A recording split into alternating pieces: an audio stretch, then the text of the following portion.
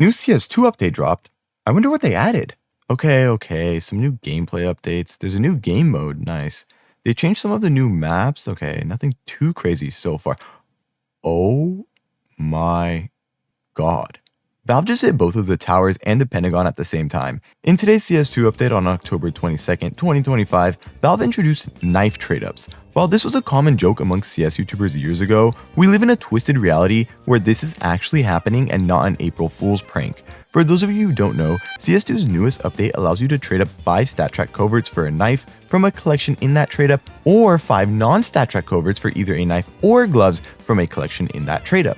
And when Valve first released this, the knives and gloves you would get were not tradable, which gave people a huge sigh of relief, as the market wouldn't be completely ruined. However, Valve decided to hotfix this and make them all tradable. If everything was actually kept untradable, this would still be a huge and drastic update, but it would not impact the market in the way that I'm going to discuss. I genuinely do not know why Valve has just now decided to implement such an impactful change to Counter-Strike skins economy. After 12 years of a perfectly functioning system, why change now? Not only have they completely ruined the player base's trust, with this update leaving countless big traders wanting to permanently pull out of Counter-Strike faster than they would a prostitute, Valve has just potentially killed the CS economy, which legitimately had a higher GDP than some countries. With the rarity and exclusivity of knives no longer being the 1 in 386 odds that a case provided, the prices of countless knives are seeing drops upwards of 50%, with those prices potentially increasing after I write this script. And on the other side of things, coverts are seeing a drastic increase in price,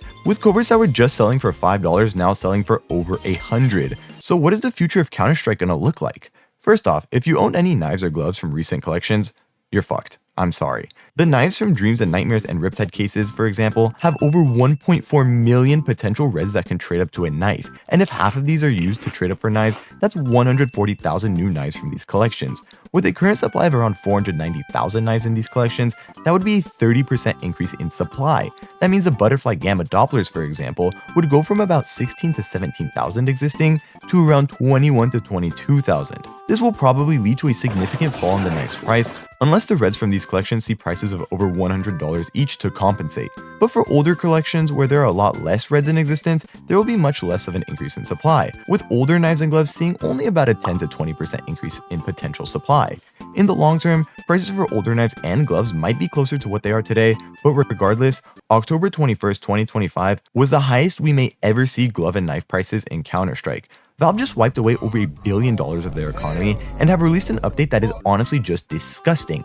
People have thousands, if not hundreds of thousands, if not millions invested into this game, and Valve wiped away half of their inventory's value with 2 sentences in a minor update. I would not be surprised if people legitimately harm themselves, if not worse, due to their financial losses, and I honestly hope that the community takes some sort of serious action against Valve, because this is a life-altering event for many and should not be tolerated.